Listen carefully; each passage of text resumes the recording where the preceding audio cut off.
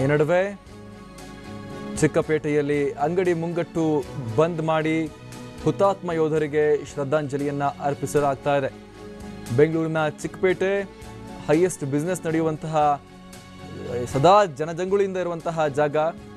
ಇಲ್ಲಿ ಈ ಬಿಸ್ನೆಸ್ ಏರಿಯಾದಲ್ಲಿ ಅಂಗಡಿ ಮುಂಗಟ್ಟು ಬಂದ್ ಮಾಡಿ ಹುತಾತ್ಮರಿಗೆ ಶ್ರದ್ಧಾಂಜಲಿಯನ್ನು ಅರ್ಪಿಸಲಾಗ್ತಾ ಇದೆ.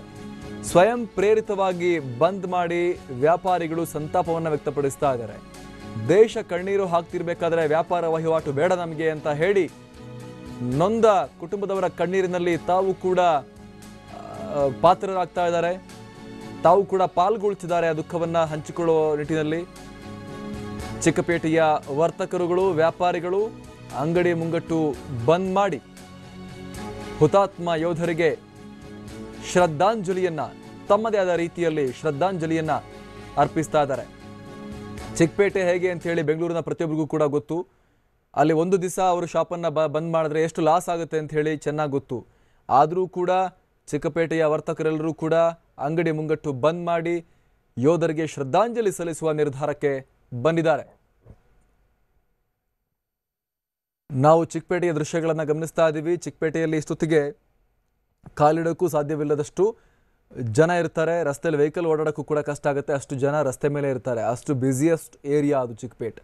ಇವಾಗ ಅಲ್ಲಿ ಸಂಪೂರ್ಣ ಖಾಲಿ ವಾತಾವರಣ ಕಾಣಿಸ್ತಾ ಇದೆ. ಕೆಲವು ಜನ ಓಡಾಡ್ತಿದ್ದಾರೆ ಬಿಟ್ಟರೆ ಅಷ್ಟು ಅಂಗಡಿ ಮುಂಗಟ್ಟು ಶಾಪ್ಗಳು ಎಲ್ಲವೂ ಕೂಡ ಕ್ಲೋಸ್ ಆಗಿದೆ, ಬಂದ್ ಆಗಿದೆ. ಹುತಾತ್ಮ ಯೋಧರ ಗೌರವಾರ್ಥ ಸ್ವಯಂ ಪ್ರೇರಿತವಾಗಿ ಅಂಗಡಿ ಮುಂಗಟ್ಟು ಬಂದ್ ಮಾಡಿ ಚಿಕ್ಕಪೇಟೆಯ ವರ್ತಕರು ಶ್ರದ್ಧಾಂಜಲಿಯನ್ನು ಅರ್ಪಿಸ್ತಾ ಇದ್ದಾರೆ. ಮತ್ತಷ್ಟು ಮಾಹಿತಿಯನ್ನು ನೀಡ್ತಾರೆ ನಮ್ಮ ಪ್ರತಿನಿಧಿ ಶ್ರುತಿ. ಈ ಮೂಲಕ ಚಿಕ್ಕಪೇಟೆಯ ವರ್ತಕರು ತಮ್ಮದೇ ಆದ ರೀತಿಯಲ್ಲಿ ಹುತಾತ್ಮ ಯೋಧರಿಗೆ ಗೌರವ ಅರ್ಪಿಸ್ತಾ ಇದ್ದಾರೆ, ಶ್ರದ್ಧಾಂಜಲಿಯನ್ನು ಅರ್ಪಿಸ್ತಾ ಇದ್ದಾರೆ. ಇಡೀ ದೇಶ ನೋವು ಪಡ್ತಾ ಇದೆ, ಸಂಕಟ ಪಡ್ತಾ ಇದೆ. ಆ ದುಃಖದಲ್ಲಿ ಅವರು ಕೂಡ ಪಾಲ್ಗೊಳ್ತಾ ಇದ್ದಾರೆ ಅಂತ. ಹೌದು ಅಮರ್ ಪ್ರಸಾದ್, ಏನು ಪುಲ್ವಾಮಾ ಆತ್ಮಾಹುತಿ ಬಾಂಬ್ ದಾಳಿಯಲ್ಲಿ ಮಡಿದ ಯೋಧರಿಗೆ ಇವತ್ತು ಚಿಕ್ಕಪೇಟೆಯಲ್ಲಿ ಒಂದು ನಮನವನ್ನ ಸಲ್ಲಿಸ್ತಾ ಇದ್ದಾರೆ.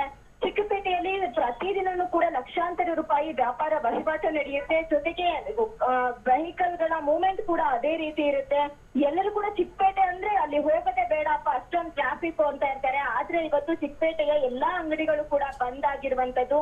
ಅದೇ ರೀತಿ ಅಲ್ಲಿನ ವ್ಯಾಪಾರಿಗಳು ಎಲ್ಲ ಒಟ್ಟಿಗೆ ಸೇರಿ ಸ್ವಯಂ ಪ್ರೇರಿತವಾಗಿ ಬಂದ್ಗೆ ಇವತ್ತು ಕರೆಯನ್ನ ನೀಡಿದ್ದಾರೆ. ಅಂದ್ರೆ ಅಂಗಡಿ ಮುಗ್ಗಟ್ಟುಗಳನ್ನ ಕ್ಲೋಸ್ ಮಾಡಿ ಒಂದು ನುಡಿ ನಮನ ಸಲ್ಲಿಸ್ತಾ ಇರುವಂತದ್ದು. ರಾಜ್ಯ ಸರ್ಕಾರ ಆಗಿರ್ಬೋದು, ಕೇಂದ್ರ ಸರ್ಕಾರ ಆಗಿರ್ಬೋದು, ಎರಡೂ ಸರ್ಕಾರಗಳು ಕೂಡ ಒಟ್ಟಿಗೆ ಸೇರ್ಬೇಕು ಈ ಒಂದು ಸನ್ನಿವೇಶದಲ್ಲಿ.